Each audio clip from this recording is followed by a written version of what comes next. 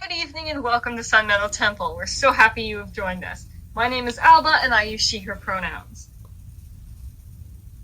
As always, this service is recorded and will be posted on our YouTube channel. This is our second 2024 service, so we're really excited that all of you are here. So, as many of you probably seen from our announcements and other things, slideshow night has been postponed to the February 3rd, and all slideshows are due on the 2nd.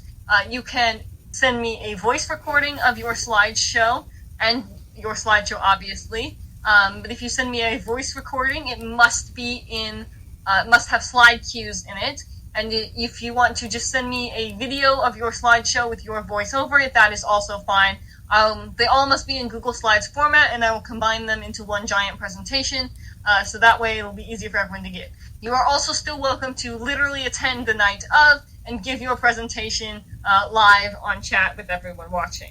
That will not be recorded, and you are not required to show your face or be on camera at any point. Unfortunately, I have to put in another safety warning, as there have been 2 instances of violent assaults in the past, 2 days. So please be safe when you go out and do to events or other things, and who you are telling that you are pagan. Anyway, we shall now head to our opening words, which have appeared on the slide behind you. So you are welcome to just listen or read out loud at home as I read along. We welcome you into the light of the gods and light this flame in celebration. May its brightness symbolize our connection to the gods and the natural world. May you join us in this community of faith, cherishing love and with open hearts. So our theme for this month is change and tradition, with a focus on praxis and theology. And if you remember what praxis and theology are, praxis is the literal practices that come from something, and theology is, necessarily why those practices exist and other things. So, you have the story of Prometheus and sacrifice, which is one of the ones from the previous story.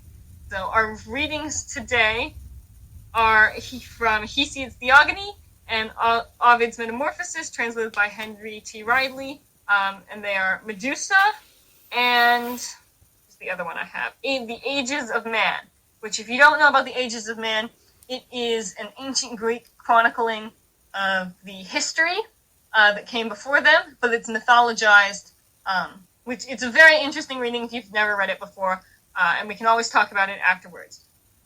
To be clear, and as a content warning, the story of Medusa, Ovid's version, involves sexual assault, so if you cannot handle that, you please, feel free to dip for that part of the service, and then come back afterwards. I will let you know when we get there, but we will first be doing Hesiod's, which is completely clean. So, there's the text, and so we'll start with Hesiod's version of Medusa, which is the original story, and Ovid is the one that you know from pop culture. So, then Ceto, fair of cheek to Phorcys spur, the grey, from their birth hour grey, and hence their name with gods and men that walk the earth. Long-robed Pepfredo, saffron-veiled Enyo, and Gorgons, dwelling on the brink of night. Beyond the sounding main where silver-voiced the Hesperian maidens in their watches sing, Snethno, Uriel, Medusa, these the last ill-fated, sense of mortal date, the 2 immortal and unchanged by years. Yet her alone, the blue-haired god of waves, enfolded on the tender meadow grass, and bedded flowers of spring, when Perseus smote her neck and snatched the severed bleeding head, the great Chrysaor leaped into life, and Pegasus the steed, who borne beside old Nilus' fountain, thence derived a name. And Chrysaor, grasping in his hands a sword of gold, flew upward on the winged horse. So now we're doing Ovid Medusa's version, which this is the part that has the content warning, so I advise that if you are not prepared for this, to please skip this part, leave, mute me, whichever you need to do while we're here. Soon as he had told him these things, he said, "Now, most valiant Perseus, tell us, I beseech thee, with how great valor and by what art thou didst cut off the head all hairy with serpents."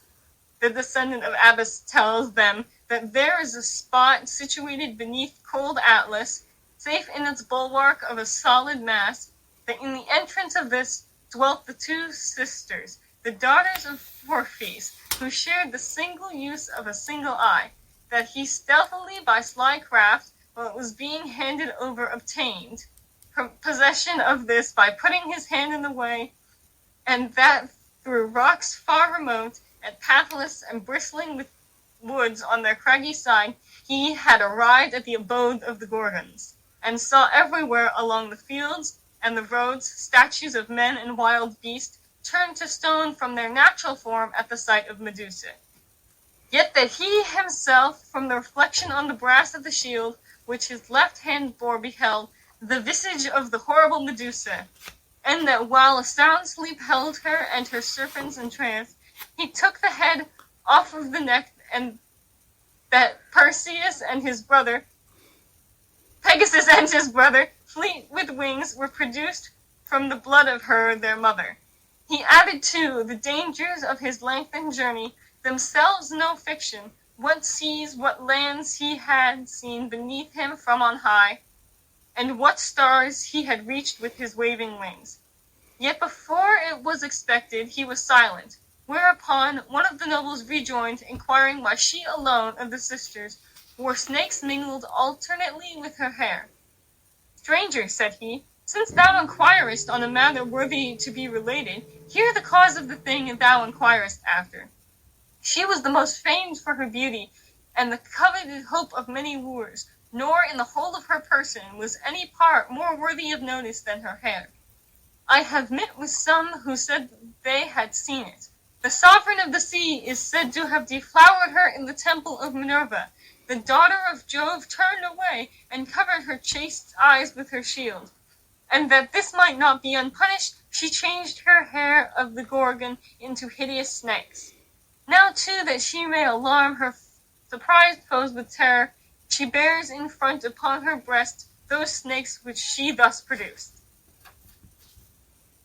So then our next one is Hesiod's Ages of Man.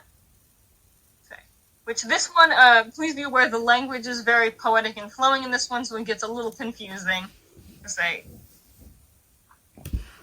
"When gods alike and mortals rose to birth, a golden race the mortals formed on earth. Of many languaged men they lived of old, when Saturn reigned in heaven, an age of gold. Like gods they live with calm untroubled mind, free from the toils and anguish of our kind. Nor ever decrepit age misshape their frame, the hands, the foot's proportion still the same. Strangers to ill, their lives in peace flowed by, wealthy in flocks, dear to the blessed on high. Dying they sank in sleep, nor seemed to die. Theirs was each good, the life-sustaining soil, yielded its copious fruits unbridled by toil. They with abundant goods midst quiet lands, all willing shared the gathering of their hands. When earth's dark womb had closed this race around, high Jove, as daemons raised them from the ground. Earth-wandering spirits their charge began, the ministers of good and guards of man. Mantled with mist of darkling air they glide, and compass earth and pass on every side, and mark with earnest vigilance of eyes, where just deeds live, or crooked wrongs arise. Their kingly states and delegated from heaven, by their vicarious hands the wealth of fields is given. The gods then formed a second race of man, degenerate by far, and silver years began. Unlike the mortals of a golden kind, unkind in frame of limbs and mold of mind, yet still 100 years beheld the boy, beheld beneath the mother's roof her infant joy. All tender and uniform, but when the flower of manhood bloomed, it withered within an hour. Their frantic follies wrought them pain and woe, nor mutual outrage could their hands forego. Nor would they serve the gods, nor altars raise, that in just cities shed their holy blaze. Then Angry Jove engulfed who dared refuse the gods their glory and their sacred dues. Yet name the second blessed in earth they lie, and second honors grace their memory. The sire of heaven and earth created then a race the third of many-languaged men. Unlike the silver, they of rosin mold, with ashen war spears, terrible and bold. Their thoughts were bent on violence alone, the deeds of battle and the dying groan. Bloody their feasts with wheaten food unblessed, of adamant was each unyielding breast. Huge nerved with strength each hardy giant's hand, and mocks approach with unresisted hands. Their mansions, implements, and armor shine in brass, dark iron slept within the mine. They by each other's hands inglorious fell, in freezing darkness plunged the house of hell. Fierce though they were, their mortal course was run. Death gloomy seized and snatched them from the sun. Then, when the abyss had covered the skies, lo, the fourth age on nurturing earth arise. Jove formed the race a better, juster line, a race of heroes and of stamp divine, lights of the age that rose before our own, as demigods over the earth's wide regions alone. Yet these dread battle hurried to their end. Some where the sevenfold gates of Thebes ascend, the Cadmean realm where their fatal might strove for the flocks of Oedipus in flight. Some war in navies led to Troy's far shore.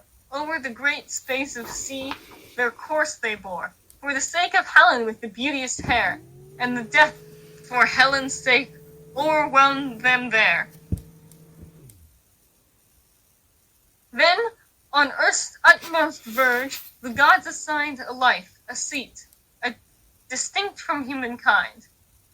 Beside the deepening whirlpools of the main, in those blessed isles where Saturn holds his reign, apart from heaven's immortals, calm they share, a rest unsullied by the clouds of care.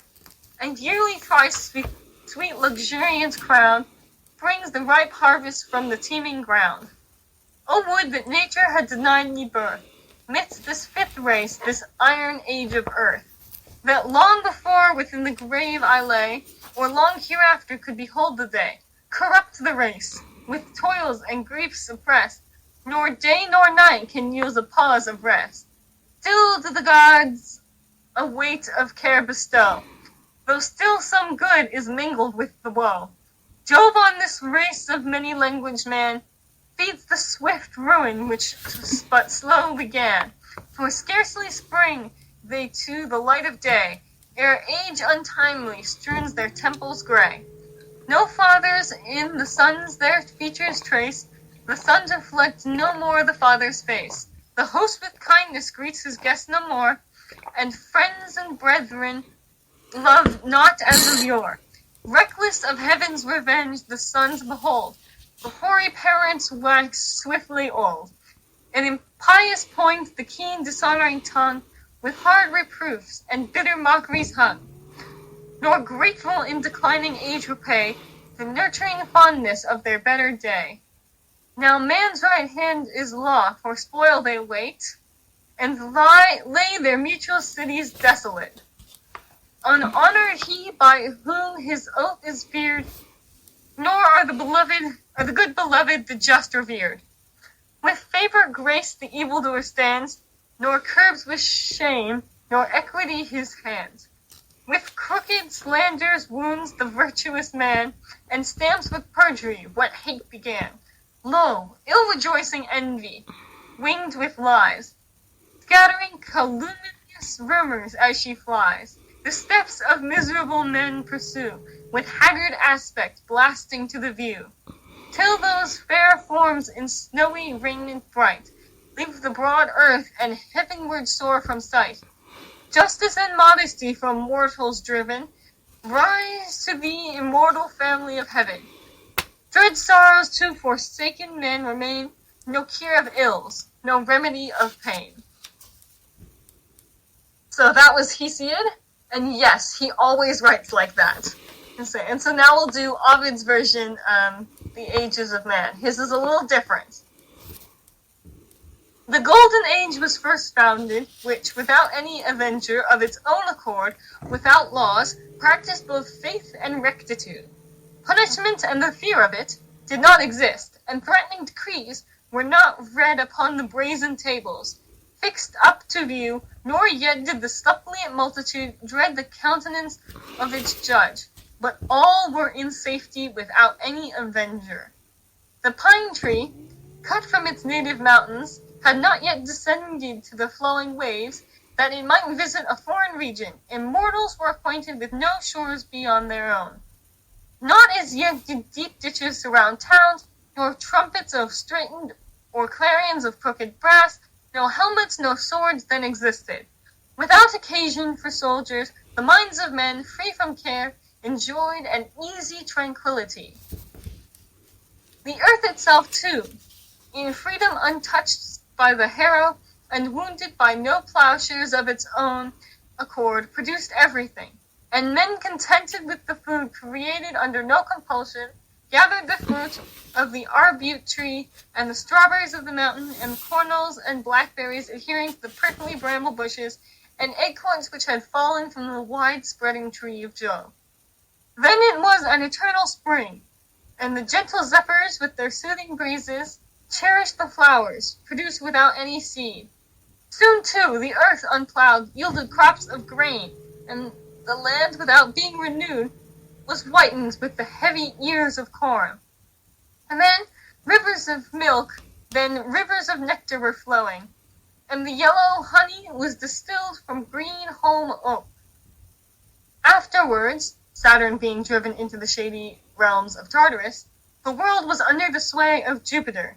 Then the Silver Age succeeded, inferior to that of gold, but more precious than that of yellow brass.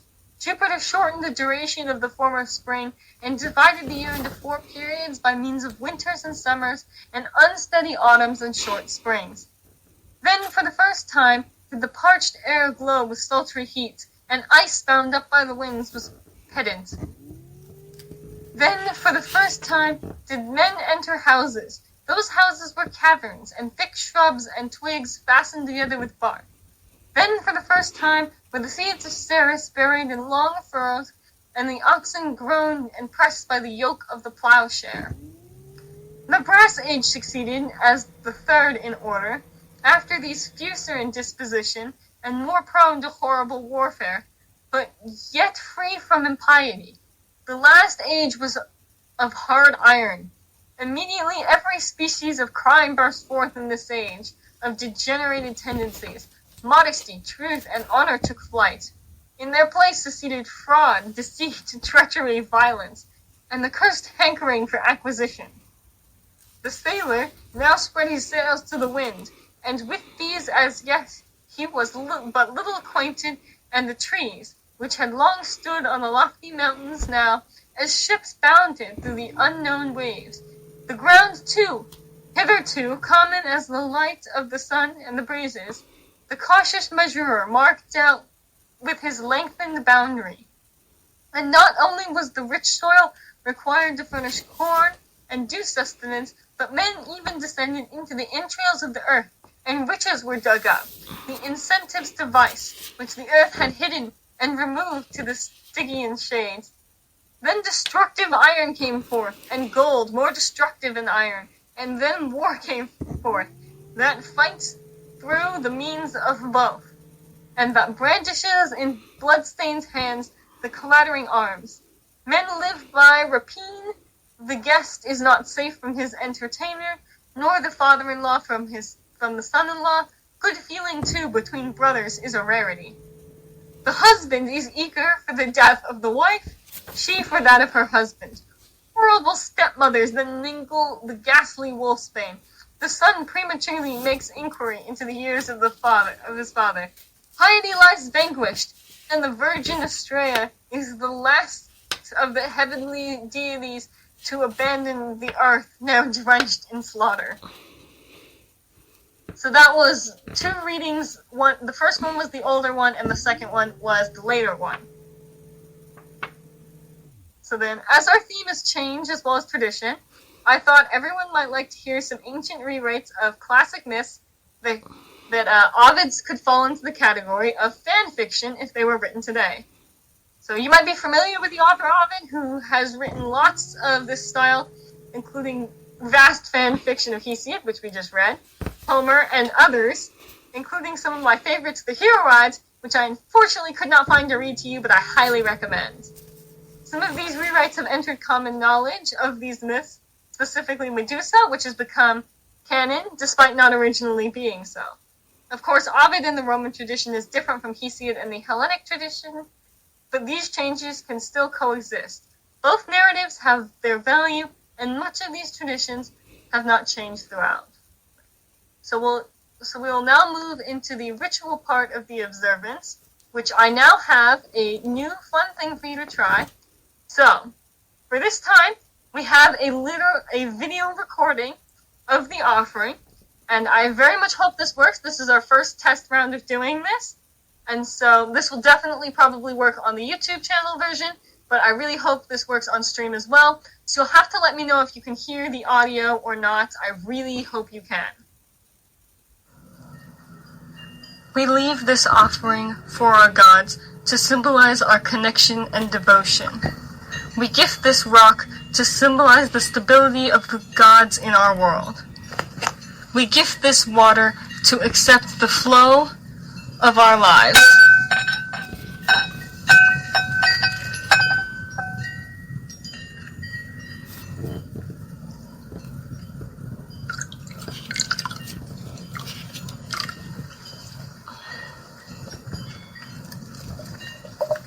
We welcome life and bless our offerings with oil to share our riches.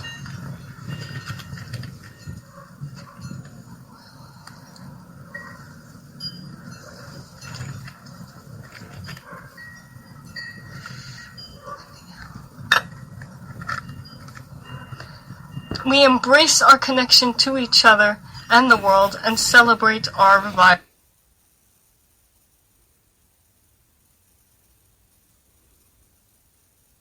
So I hope that worked really well. I know it cut off a little abruptly there at the end. That was just due to the quality of the recording.